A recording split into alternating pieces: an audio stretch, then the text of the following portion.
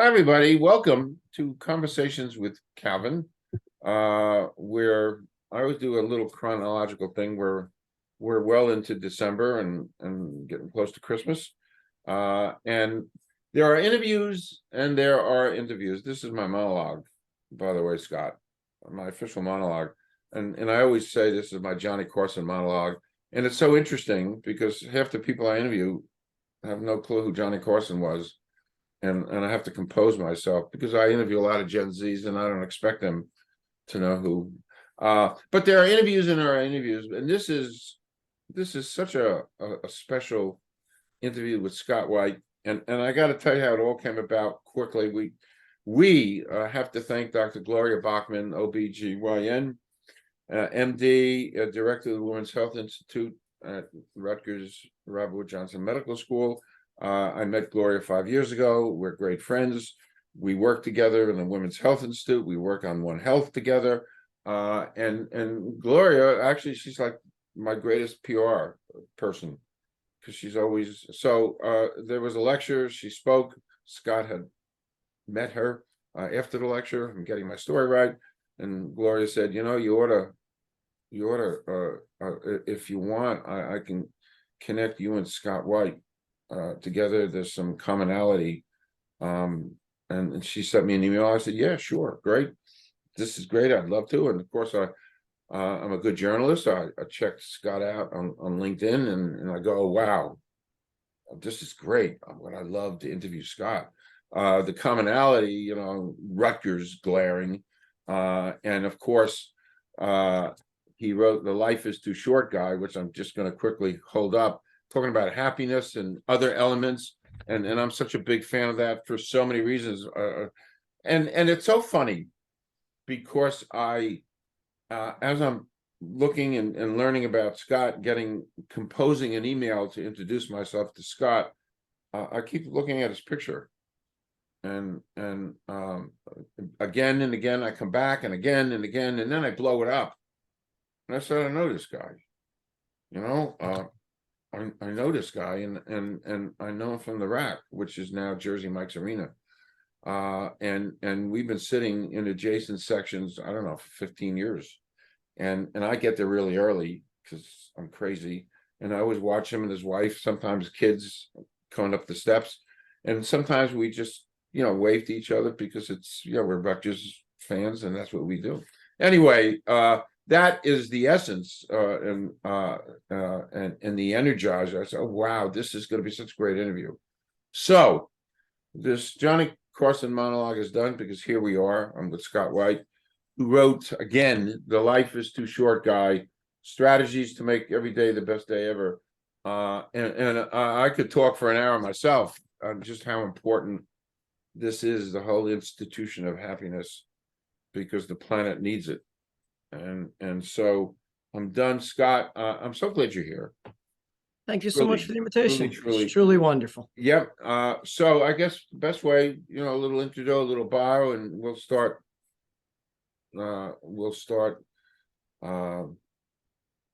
dissecting your life and your work. Perfect. Well, let's start with the commonality. That's the easiest thing. Rutgers grad, very proud of it. I was both a Rutgers undergrad and a Rutgers business school student. I went through the MBA program, did the joint BA MBA in the mid-90s, and today define a lot of myself, my persona, and my passions around Rutgers. Have done a lot there since. So let's start there. After I graduated from Rutgers, I went on and worked in accounting for a couple of years. I was an auditor with Price Waterhouse, and then I went back to law school. This is a time that I actually very seriously considered coming to Rutgers Law School, was close to coming to Rutgers Law School, and decided to just get a different perspective. I ended up at the University of Pennsylvania Law School. Never practiced. I graduated law school. I got admitted to the bars, and then went right into a career in finance. And that's pretty much where I've spent the last 25-ish years. And I started on Wall Street for about 15 years. And then about a decade ago, started a more entrepreneurial endeavor in the seniors housing space, nursing homes, assisted living, medical office buildings. And that's where I am today. Today, I am the chairman and CEO of a public company by the name of Invesque, and we own and in some parts of the country operate seniors housing assets, memory care, assisted living, medical office buildings. And it's been a wild and wonderful and fun ride. That's the quick bio. Wow, that's a great bio. I just have to go back. I'm so taken with, having gone to law school is it's no piece of cake. It's a tough undertaking, and to finish that, and then to move on to other things and not having practiced law, that's a wow in my book. That kind of education, that commitment. I always remember the movie The Paper Chase, with John Houseman a long time ago, and you get a great picture of the intensity of law school. But so that's testament to you, that you kind of moved on. So chronologically, you're now with Invesque. Along the way, you've done some other things, and just before we get to the book, you've done something called Spectre Student Living. Can you talk about that? So that's one of the things. Look, I think as you highlighted with the law school experience, life takes twists and turns, careers take twists and turns, and I'm always looking for new challenges and new opportunities. And I guess about 5 years ago, myself and a couple of partners started a student housing development company. We're called Spectra. We've developed about 7 properties today to various parts of the country. They're in Texas and Georgia and Florida and Indiana and Michigan. And we own and operate pedestrian to campus. So this is the ability to walk from a student housing asset or student housing facility to campus. And I'm a huge fan of education. I'm a huge fan of the academic environment. Again, getting back to Rutgers, I'm a big fan of Rutgers, and to get involved in some way in improving something around education was an interest to me. So I'd say it's a hobby. I have a full-time job, which is Invesque. I'm a founder and strategic partner at Spectra, and it entertains me, keeps me busy, keeps me interested, keeps me learning. I think that's really important to continuously learn. And I've had a lot of fun with it. Great. Okay. While we're here, because we want to talk about the life is too short guy, I keep holding that up.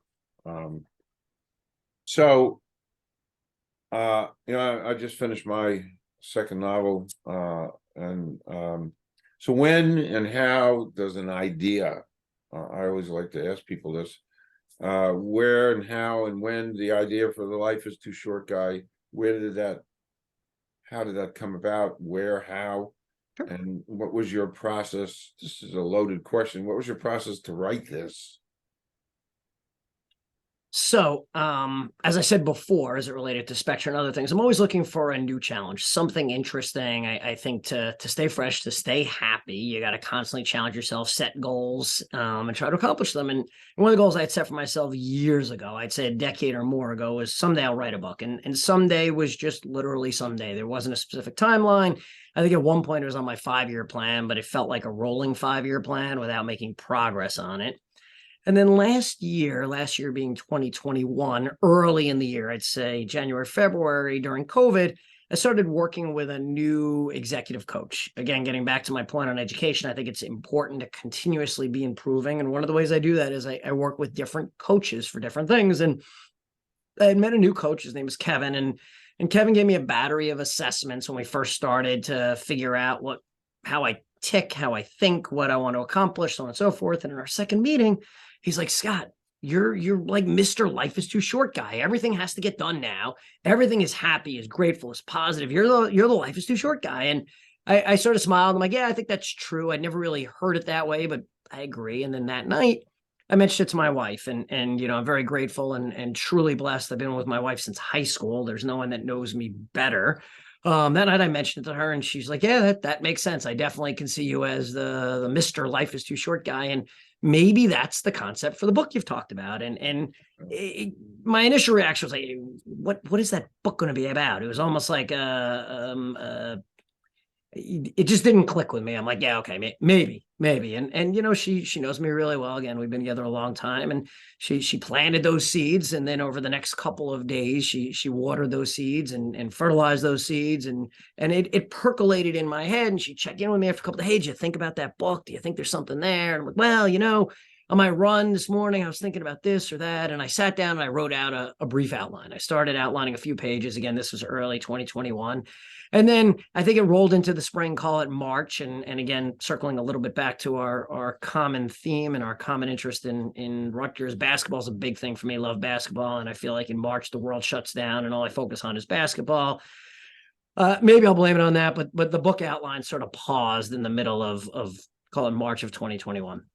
And then early in January, I was doing a webinar, again, getting back to the theme of constantly improving, constantly looking for ways to learn. I saw a webinar by this professor by the name of Eric Koester. Eric is a professor at Georgetown, and he was doing a webinar on writing a book. And he teaches at Georgetown in the MBA program. And he was offering an opportunity for people that are interested in writing a book to do a call with him to talk about their idea, their concept.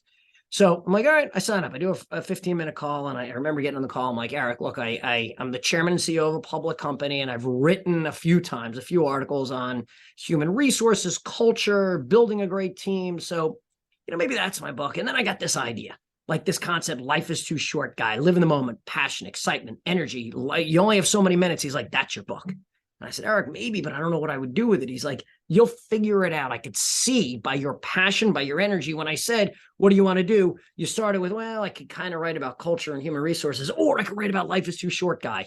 It's obvious to me what will resonate, and we'll figure it out over the course of the class. And he had a class.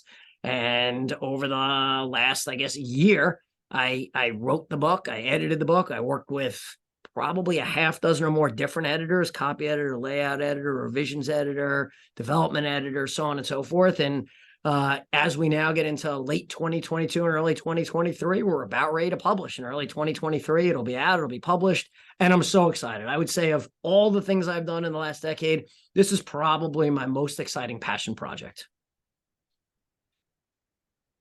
Years ago, I read a blurb from Norman Mailer. And he said that for a guy writing a book, it's pretty much the same as a woman giving birth. Interesting analogy. It was a very interesting analogy. That always resonated with me, and I thought about it because the book becomes, well, my book is my baby. Yep. And I put so much into it. You want it to grow, you know, from laying in a boppy to crawling to walking. I mean, the whole process. It's my baby, and so listening to you, that's what made me think about. So that's how this all came about. The life is too short, guy. I gotta hold it up again. And this is. My edit, and I've said this to you a few times, Scott, my observation, because I sit here for, you know, I'm the card carrying member of AARP for almost a quarter century, if that, yeah, which is hugely scary. And which gives me lots of time to read, and I read a million different things. And we were talking about this. You know, about the whole institution of happiness, that the world, what do we need vehicles of happiness, and that's what you are. You're so upbeat and happy. So just who ultimately, I mean, I have my ideas, but who ultimately should be reading Life is Too Short, guy? Everyone, literally everyone. That's the beauty of this, is that we live in a society and in a world where we are tainted by too much negativity, too much focus on, you know, recent studies have said something like 90% of all news media have a negative angle. And you're like, all right, fine, that's news media. Okay, well, 80% of all thoughts are negative. Oh, well, okay, that's interesting. 95% of all employees right now are considering leaving, and 60% are burnt out. Right? We've been more unhappy. The University of Chicago did a study in 2020 2020, I believe it was, we as an American society have been more unhappy than we've been in the last 50 years. Now, think about how far we've come as a society in terms of advancements in medicine, in terms of advancements in dealing with global issues. Yet, we dwell upon all the negativity in our world. For me, this is an opportunity to say to everyone, and now answering your question directly, Calvin, who should read this?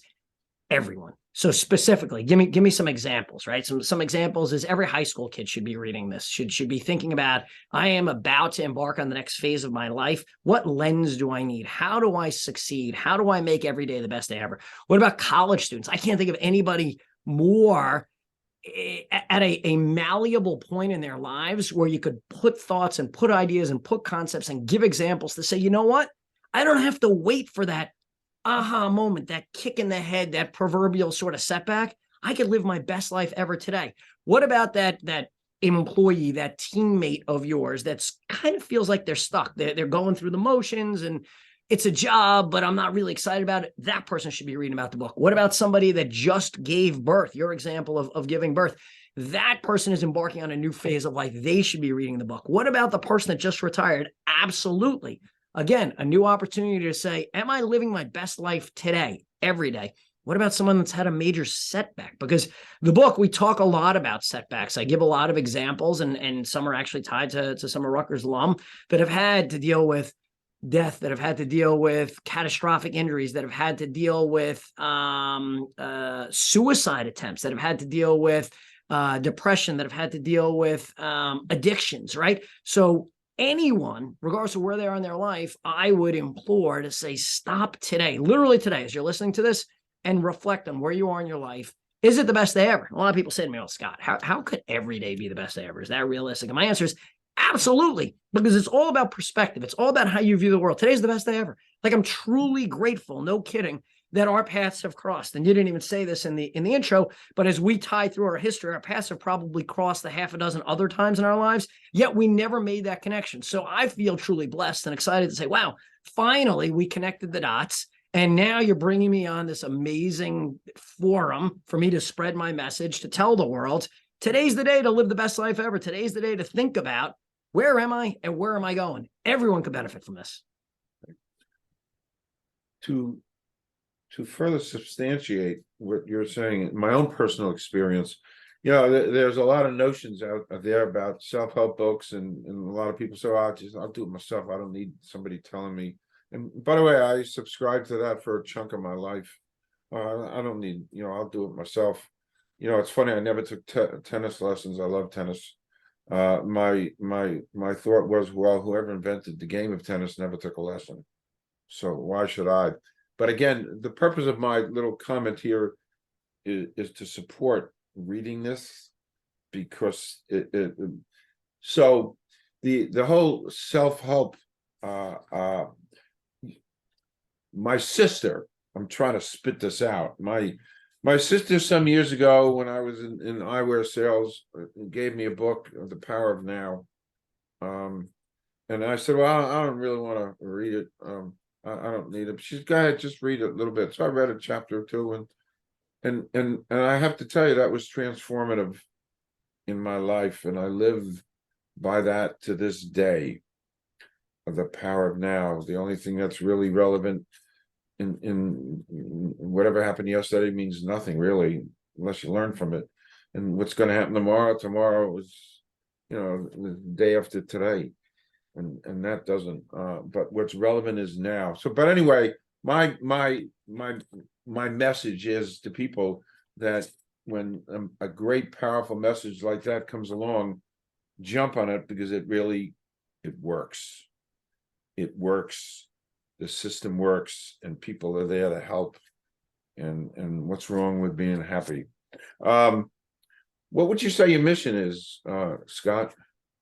To make the world happier, one smile at a time. Truly, I want to see people happier. If one person watching this walks away for 1 minute smiling, even if they're like, wow, this guy's nuts, but it's kind of interesting, then I've accomplished my mission. I feel like there's so much opportunity. Again, we dwell on the negative. We all lead with, this is bad, politics in America, war, famine, depression, whatever, all the words that you see throwing at you all the time.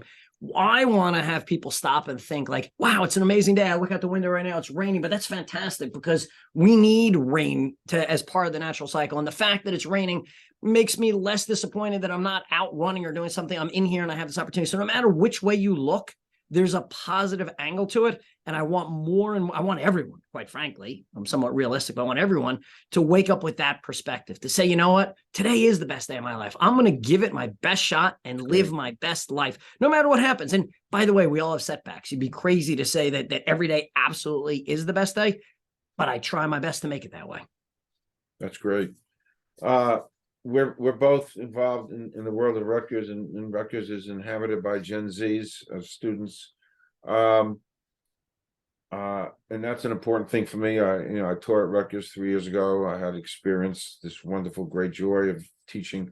Should Gen Zs jump all over this? You may have touched on this before, but no question. Look, I think like everything else in life, I think it's easier to form habits and to learn things when you're younger than you're older. Doesn't mean you can't learn every day, by the way. I think we learn until the day we die, and I implore people in the book to make every day a learning opportunity.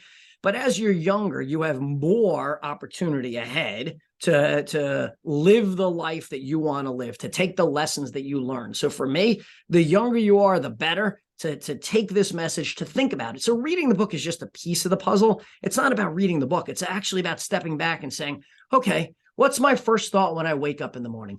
Okay, what am I doing today to make the world better? Okay, how am I viewing whatever, fill in the blank, the setback at work, the setback in a relationship, the setback in my health, whatever that thing is that's been thrown at you, how am I dealing with it? How am I approaching it? What I try to talk about in the book and the philosophy I call Litzig, Life is Too Short Guide, Litzig, is to live this philosophy. It's not just sort of, all right, memorize 10 bullet points and I'm going to smile and do this and do that. It's about learning to live a philosophy that makes you happier and those around you happier by the way you view the world and what you do with your minutes. Okay. Before we talk about Litzig, I just want to go off topic. I didn't tell you, but I was going to go off topic. Just a one quick question. You don't even have to answer it. It's a fun question.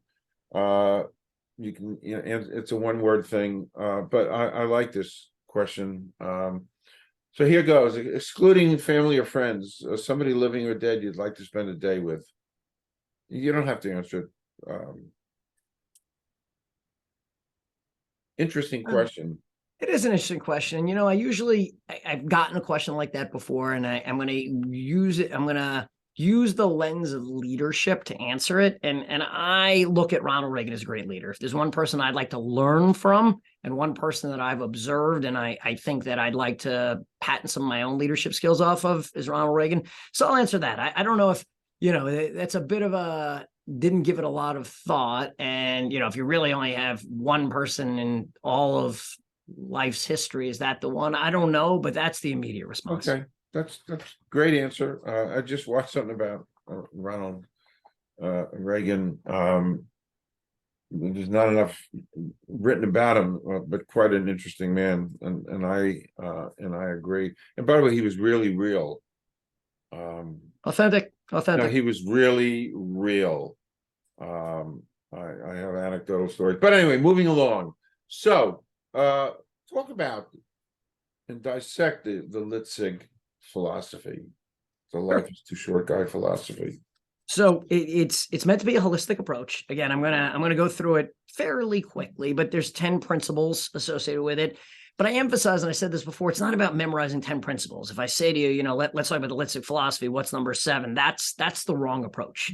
The idea is to think about what underlies the 10 principles and how you can incorporate them in your life. So the leading one, the most important one, the foundational one of them all is attitude is everything, the power of positivity. So much of how you approach the day, and I hinted at this before, is what is your first thought in the morning?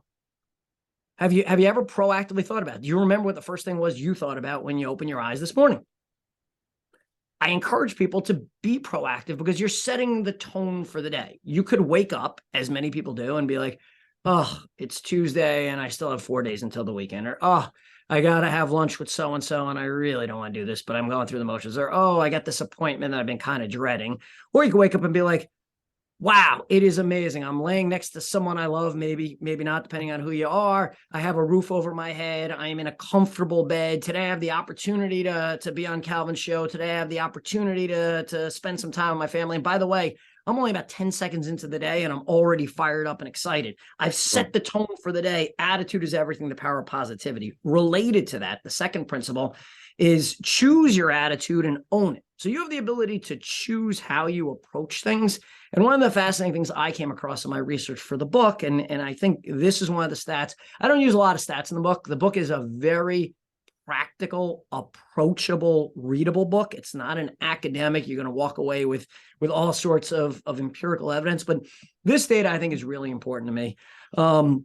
So your happiness is in part predicated on your genes. That's the reality. About 50% of your happiness has been empirically proven is based on your genes. Okay, so that's 50%. That still leaves the other 50%. So then I ask people, of that 50% or of the whole pie, 100%, what percent do you think is based on your circumstances, your job, your pay, your car, your house, the birth of a child, a death, a divorce? But what percent of that holistic pie, let's start with 100, is based on that? You have any idea? I don't know. The other 50%, I mean, I don't know. About 10%. 10%. 10%. And that's what blows people's minds is everyone's, not everyone, a lot of people have this belief that, you know, he's so happy because he's the president of this company. She's so happy because she's married to so-and-so. They're so happy because they drive some fancy car. 10% of your happiness is predicated on your circumstances. Wow. That means 40%. Wow. 40% is your perspective, your attitude, the lens through which you view the world. I think that's one of the most important foundational principles of Litzig. You control at least 40% of your happiness. And by the way, I would argue you even control part of that 10%, that part that sort of is circumstantial. You kind of control that too. So that's the second principle. The third principle is little things make a big difference. And I think this one's important because I don't want, as people read this book and think about the Litzig philosophy, it's not about changing your entire life. It's not about going through a transformational major, like, wow, I'm going to do everything differently today. Little things make a big difference. Okay, what are some of those little things? Smile. Just smile. How often do you proactively think about smiling? I don't mean when someone tells you to smile. I don't mean when you see something funny. I just mean you're getting in your car and you're like, wow, I'm pretty lucky, aren't I? Now, if we could each do that a few more times a day, we'll be happier. Now, sometimes another sort of little things make a big difference. We need symbols to remind us. And I'm a believer in there should be a quote next to your computer that makes you smile, that makes you grateful. Maybe it's a poem. For me, I actually have a poem next to my computer. Maybe it's a picture or some sort of artwork or something that inspires you. Symbols matter. Singing, whistling. How often do you just randomly sing or whistle? Again, this has been empirically proven that singing and whistling makes people happy. Now, at least it makes me happy. I don't know if it makes those around me happy, but it doesn't matter. If you bump into me, you might see me randomly singing. By the way, 80% of the time, I don't even know the words, but it doesn't matter. I'm just enjoying life, living in the moment. What about random acts of kindness? Again, I'm still within the little things make a big difference. How often do you go out of your way to perform a random act of kindness? How often? There was just an article in the Times about 2 months ago where researchers had proven or argued, I should say, that the value of a random act of kindness is considerably greater to the recipient than the giver believes it is. So not giver versus recipient. But if I were to perform a random act of kindness on you, Calvin, I see you in the store and I pay for your groceries or I help you load something in your car, you will appreciate that more than I actually realize you will appreciate it. Random acts of kindness, a little thing to make the world a better place.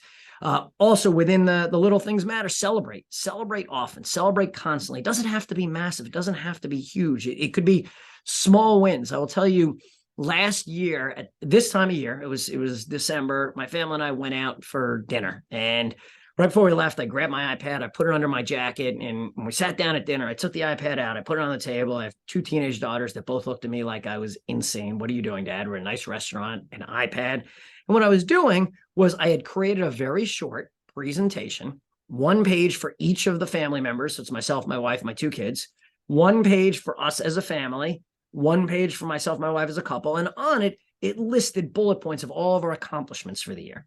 And some of them were just so tiny and insignificant. Maybe it was a volunteer, some sort of volunteer thing that we did, or maybe it was a grade promotion. And some people would argue, oh, you know, we live in a society now where we give out trophies for everything. That's fantastic.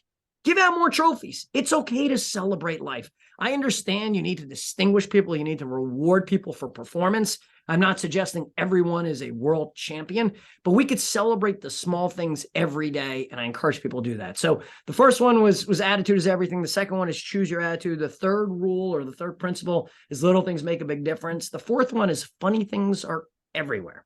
I like to quote, from there to here, from here to there, funny things are everywhere. The famous Dr. Seuss. And I think we can learn so much from that. Smile and laugh every day. Laugh at yourself, laugh at others, laugh with others. Laughter makes us happier. Find ways to laugh. And by the way, you could do it absolutely anywhere.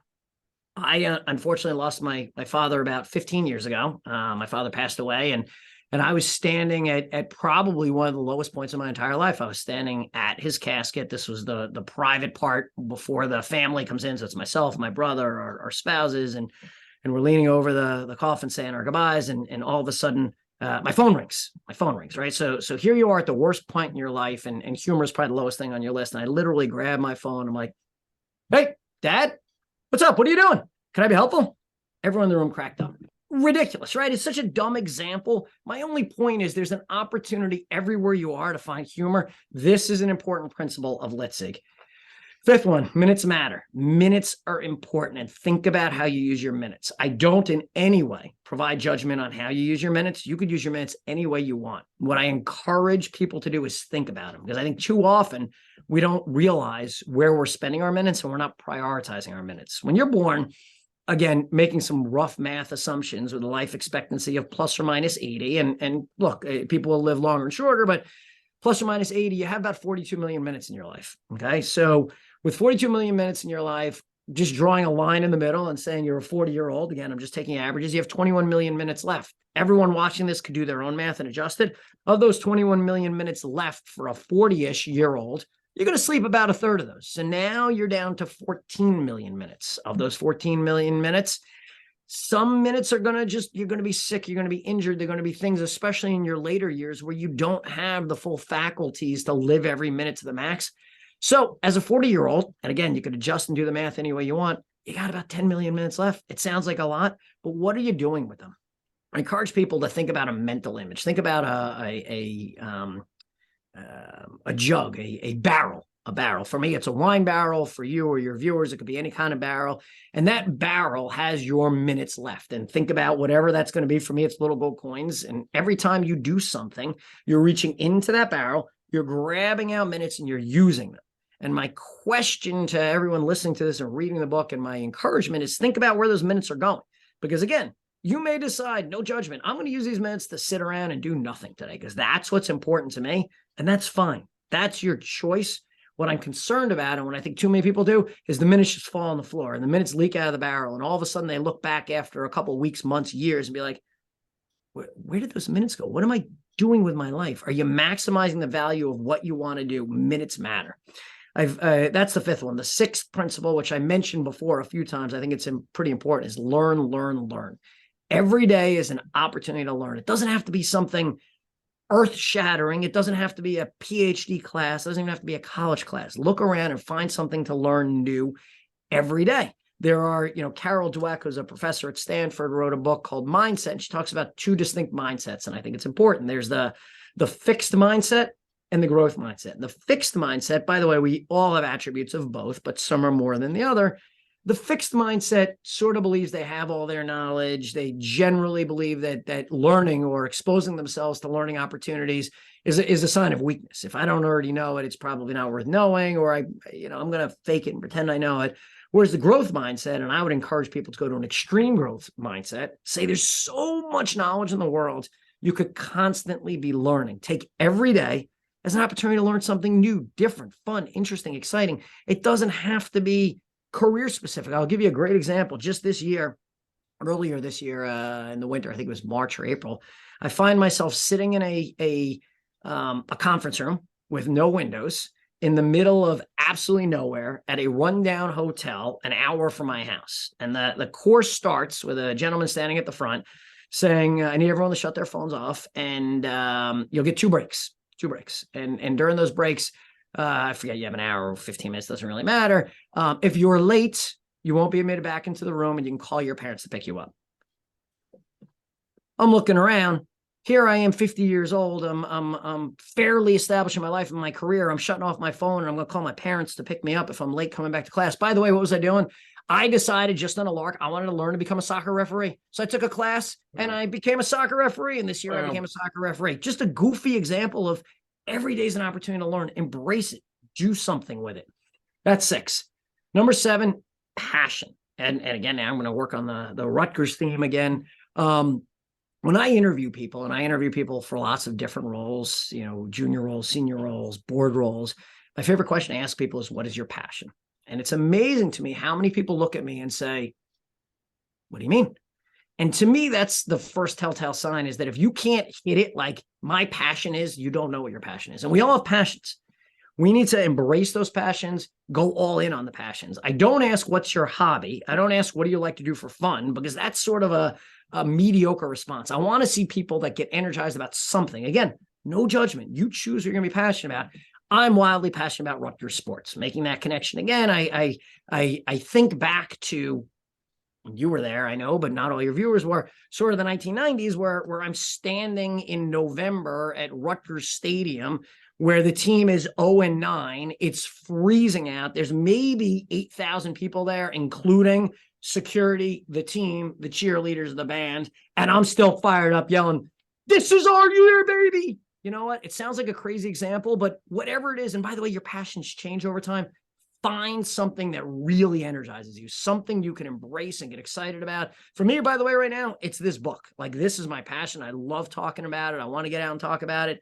I'm passionate about it. So that's what am I up to? 7. Number 8, take a chance and get it done today. We don't take enough chances in our life. We often, I think the biggest regrets people have is the chance they didn't take. There was a book that I read in researching this book, a palliative care nurse in Australia. Her name is Bronnie Ware, wrote a book about the top 5 regrets of the dying, and she goes through what people regret. And the key takeaway from the whole thing is the biggest regret people have on their deathbeds is what they didn't do, not what they did.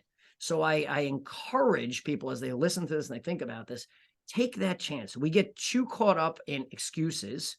We get too caught up in fear. We get too caught up in risk, you know, what's going to happen.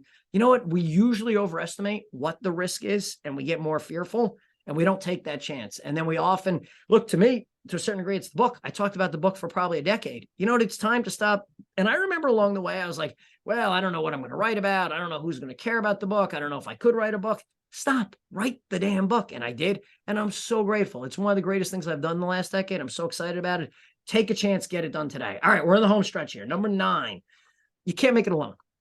Can't make it alone. No one can make it alone. We as we learned during COVID, and I think it's an important message, is we need to surround ourselves with people that are going to help us be a part of a community. I don't mean necessarily help us with our goals, our dreams, so on and so forth. You want to be a part of a community. This is so vitally important to our success.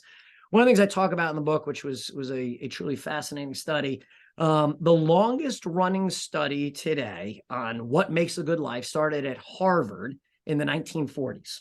And a class of sophomores, 268 sophomores, were selected for the researchers to follow the rest of their life. Here we are 80 years later, and they're still following those that are alive. They also added a second cohort to this group of 456 disadvantaged youth in surrounding communities. So in total, they had about 700 people in this cohort of people they've been following their entire lives. To this day, physical assessments, psychological, emotional assessments, what makes a good life. And the key takeaway, the most interesting takeaway from this is what makes a good life is the power of social relationships.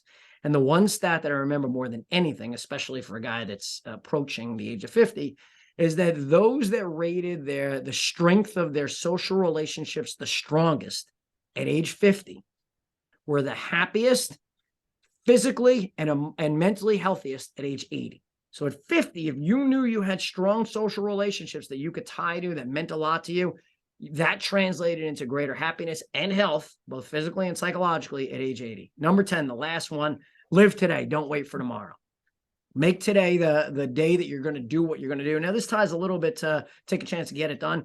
But I ask people in this, and I give everyone a little bit of a homework assignment. When I talk to them, I say, you know, I want you to close your eyes and imagine you're walking in a field. And it's a beautiful day. It's a May day. The sun is shining. There's a light breeze, and you could smell the fresh cut grass. And you open your eye and you're staring at a piece of granite. And you look down, and on the first line of granite is your name. You're staring at your own tombstone. What would the next line or two be? What words are you going to use to encapsulate your life, your legacy, so to speak? Have you thought about that? And if not, today's the day to think about it and reflect on, is that the life you're living? Live today, don't wait for tomorrow. That's it. Those are the 10 principles. Again, it's not about remembering the 10 rules. That's not what's important. It's approaching your life and living every minute through that lens. Wow. Two quick things listening to you. And by the way, I was taking notes. No, I really was. You're like my teacher. You know, I literally was taking notes. I don't know if you saw me, but I was writing some things down. The thing you said about learning, my only comment about that, to reinforce, is where I'm at this septuagenarian stage in my life. I constantly look where I'm at, where I'm going, what I've recently accomplished, and it's beyond what I would ever dreamt. But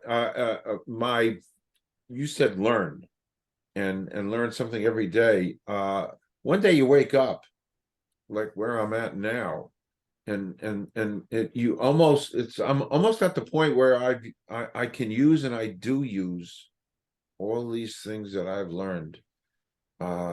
It's all here. And you know, you always say a baby is a great sponge. It absorbs, baby absorbs, and one day it'll all come out one way or another. So you got to be careful what you say, no bad words, but boom, it's Right. come out. But where I'm at now and what I've accomplished, it's because I've learned a little bit each day, and you know what, it's there, and I'm able to use it and going forward. Awesome. So that's so important, Scott. Agreed. The other thing, and we talked about this last week when we were kind of chatting, is the whole notion of positivity, which is linked. And I've read articles, and I think I mentioned to you, I don't know where I put those articles. But positivity is linked to longevity. No question. No question. And the other thing about making friends and having a social linked to longevity. Yep. You know, I read so many articles every day on the whole institution of longevity. Happier and healthier life. No question. I agree. And even to the point where they're linking some of the brain chemicals, genes, the positivity notion, yep, to even those things activating and creating longevity. So absolutely. You are so, you know, life is the short guy is so on top of the. Thank you. You know, I'm saying this not because I'm excited about it. Yep, it's really real, and the system works. We've touched on, you know, Rutgers sports and loyalty, and we're both. All right, I knew before we went on air, one of the great moments. If I had to come up with a top 10, I started to tell you this. We got sidetracked. I got sidetracked. And you have to appreciate it. But you know, I was telling you that some of the great highlights of my life. You know, I graduated Rutgers, got married, got divorced, got married, became a father, and then in that top 10 list of things that were so exciting was the Louisville game in 2006. And I actually wrote about that in my novel. I didn't fictionalize anything, but what it meant to me to be part of that, the energy and the happiness to see that. So, you know, again, it's all tied into your work. You know, listen to you. I call it as I see it. You know, I shoot from the hip. You're really good. Thank you. you've really got such a great handle on all this, and it's so valuable for people to listen to. Where do you want to ultimately, take this direction? This life is too short guy. Where would you like to take it? And the last question, double question, where and when can people get this? Awesome. So this is my mission now. There's no doubt about it. And I plan to spend a considerable amount of time out telling this story. I want to be on platforms just like this, spreading this gospel, spreading this message, making the world happier, making people smile, making people think. Again, I don't expect the viewer to walk away and be like, all right, number 6 was, or number 7. That's not what this is about. This is about stepping back and being like, there was a nugget or 2 or 3 in there that I'm gonna just make a small change in my life. I'm gonna smile a little more. I'm gonna think about the world through a slightly more positive lens. I'm gonna maybe perform a random act of kindness today, a small random act of kindness. It doesn't have to be massive. That in and of itself will make the world happier, which will make me happier. That's what I'm out to accomplish. I'm going to be out talking about this all over. I hope to be speaking at universities. I hope to be speaking at corporate events. I hope to be speaking on podcasts, radio shows, television shows, so on and so forth. The book will come out in January. You'll be able to find it on Amazon, both in ebook and in soft copy. A couple months later, you'll be able to find it both as a hard copy and an audiobook. And you can get more information at my website at www.lifeistooshortguy. It's me, lifeistooshortguy.com. Thanks so much, Calvin. This was great. Hey, come back. Come back after we win the NCAA. Come back. Awesome. In any shape, way, form, because this was great. And again, I took notes, and you've actually impacted. I'm a happy guy anyway, but you may be a little bit happier. So thank you so much, Scott. Thank you. Go, are you? Thanks, Calvin. Continued. Thank you. Keep smiling. Be well. I am.